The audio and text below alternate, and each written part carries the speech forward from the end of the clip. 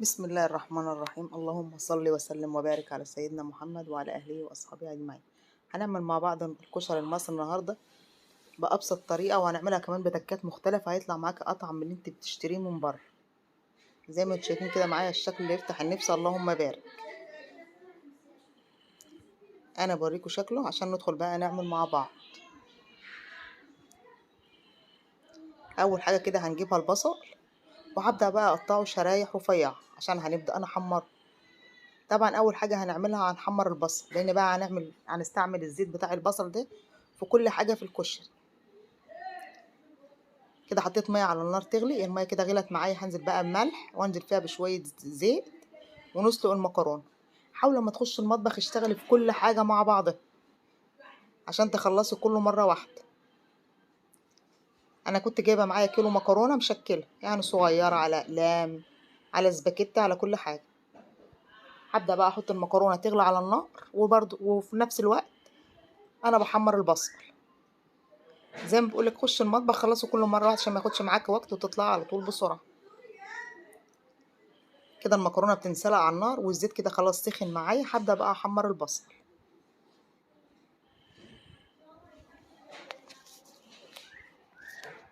طبعا كميه البصل ده حسب ما انت حابه وحسب الكميه اللي انت عاملاها. كده حمرت البصل لحد ما اخد معايا اللون الذهبي اللي انتوا شايفينه. ما تغمقيش على كده عشان البصل لما هنطلعه هياخد لون اغمق من كده كمان شويه.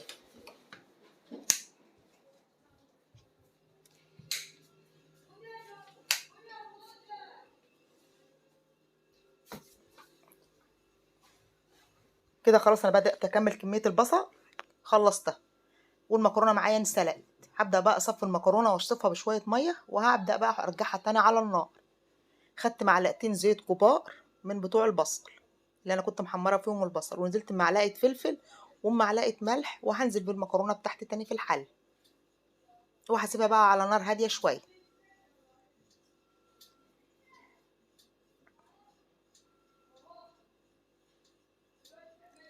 كده خلاص انا خلصت المكرونه ووطيت عليها النار وسبتها شويه. هبدا بقى اعمل الشعريه. الشعريه اخدت معايا اللون الذهبي اللي انتوا شايفينه. بقى هنزل عليها بالرز،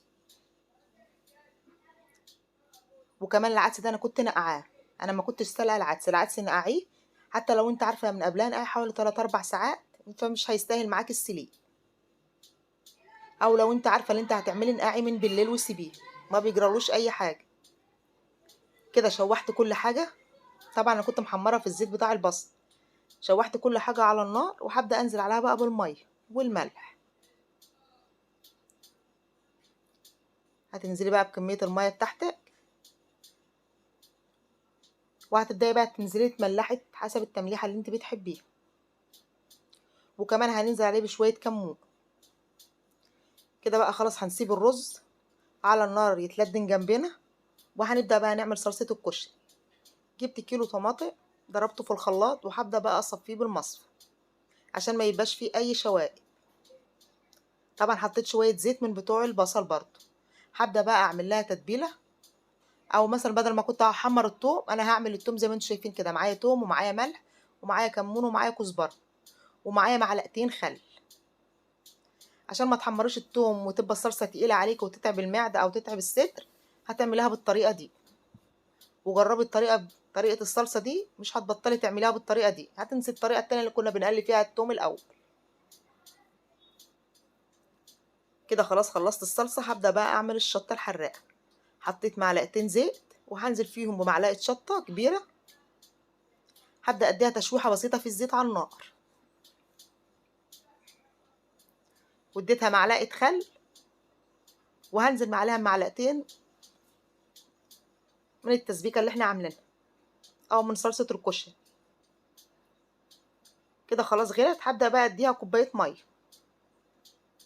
يبقى كده خلاص عملنا الصلصه الحمراء وعملنا الدقه الحراقه. هنعمل بقى ايه الصلصه؟ هنعمل بقى دقه تحتها تانية اللي هي توم وكمون وكزبره وملح وشويه خل، وهزودهم برضو شويه ميه، وهديهم غلوه على النار. كده خلاص خلصنا الكشري بتاعنا وما خدش مننا اي وقت. زي ما انتم شايفين كده اللهم بارك، المكرونه طالعه مفلفله ومفيش حاجه ماسكه فيه، وكمان الكشري استوى، اللي هو طبعا زي ما انتوا عارفين ده رز وشعريه والعدس. ودي الصلصات بقى اللي انا عملتها، اللي هي الصلصه الحمراء بتاعته اللي هي الطماطم، ودي الدقه اللي هي بالكمون والثوم، ودي الدقه الحراقه، وكمان البصل طالع معانا مقرمش زي ما انتوا شايفين كده، اللهم بارك. هتبدأ بقى تقدميه في اطباق بقى ستانلستين زي ما طبعا ما بناكله على العربيه، بتكون بالمنظر ده. انا حطيت المكرونه وحطيت عليها العدس، وبعد كده رشيت البصل. طبعا انت لو بتحب حمص الشام جيبيه، بس بصراحه انا ما كانش موجود عندي في الوقت ده حمص الشام، فعشان كده عملته. تبداي بقى تحط الصلصه زي ما انت عايزه، واللي بقى بيحب الحراق هيحط حراق